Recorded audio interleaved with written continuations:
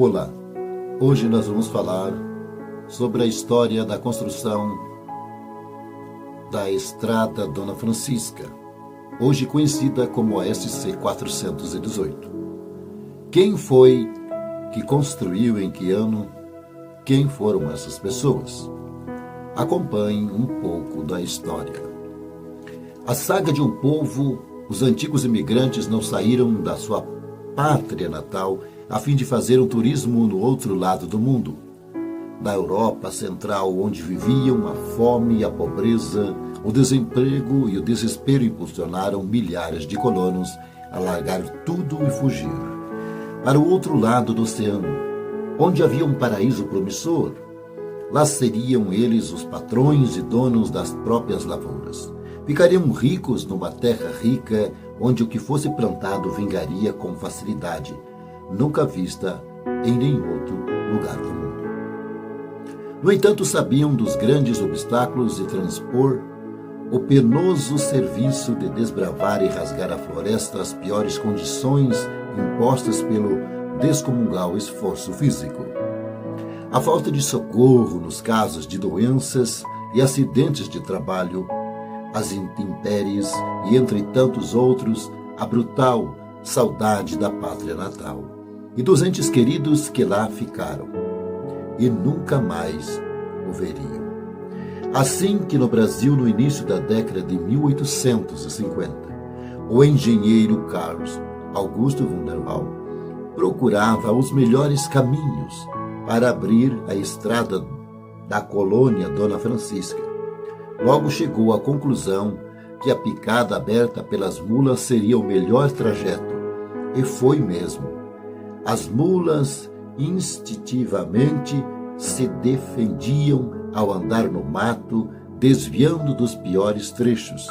A estrada, com o passar dos anos, tomou um rumo ao Planalto, aberta pelos colonos imigrantes que eram pagos pelo Império para executar o serviço. O engenheiro Carlos Augusto Wunderwald, montado em seu cavalo no início da década de 1850, estudando minuciosamente o terreno, em 1873 a estrada só estava aberta da colônia Dona Francisca, atual Joinville, até o pé da serra. De lá para cima havia somente a picada de mula, e foi por onde subiram a pé os primeiros imigrantes que fundaram São Bento. Já no ano da chegada dos primeiros imigrantes, as primeiras construções de madeira foram erigidas. Vale destacar que não havia máquinas nem aparelhos que ajudassem a facilitar o trabalho da construção.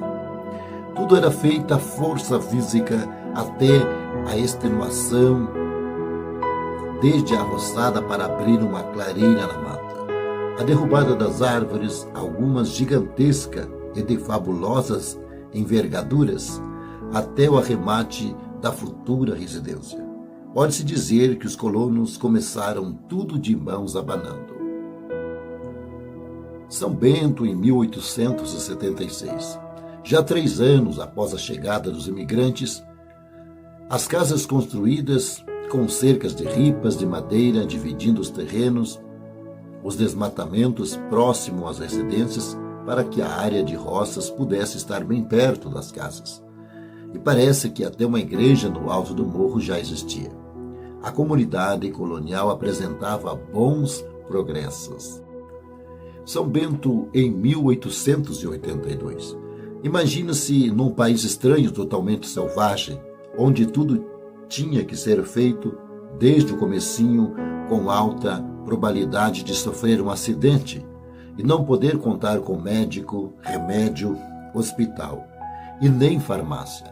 A distância até Joinville era longa para ir e vir. O tempo de viagem no lombo de bestas ou em carroças se estendia por vários dias. No caso de uma picada de serpente peçonhenta, não havia soro disponível e a pessoa tinha 2 opções: resistir com as próprias defesas do corpo, sem socorro médico, correndo enorme risco de morte, ou ser transportada a Joinville enfrentando a dureza de uma viagem aos solavancos pela estrada Dona Francisca. Assim podemos imaginar que os colonos, longe da sua pátria natal, sofrendo violenta solidão, e sobreviveram amparados por alguns fatores, a união entre eles, a fé que os fazia suportar tantas provações e a férrea vontade de vencer. Em 1891, no início da década de 1880, a passagem da estrada fez que aquela localidade, para tomar impulso para o desenvolvimento, o Lençol passou a ser importante centro colonial. Em 1891, aconteceu que várias pontes no interior foram destruídas pela maior enchente que se tem notícia no Planalto Norte de Santa Catarina. As comunidades ficaram isoladas uma das outras durante longo tempo, que não se pode plantar e nem colher nada. Os prejuízos e os estragos nas lavouras foram enormes. Mas os colonos eram perseverantes, teimosos, não largavam o osso assim tão fácil. Reconstruíram novas pontes que eram todas de madeira, material facilmente encontrável em qualquer lugar em abundância. Não se fazia uso de concreto nas construções.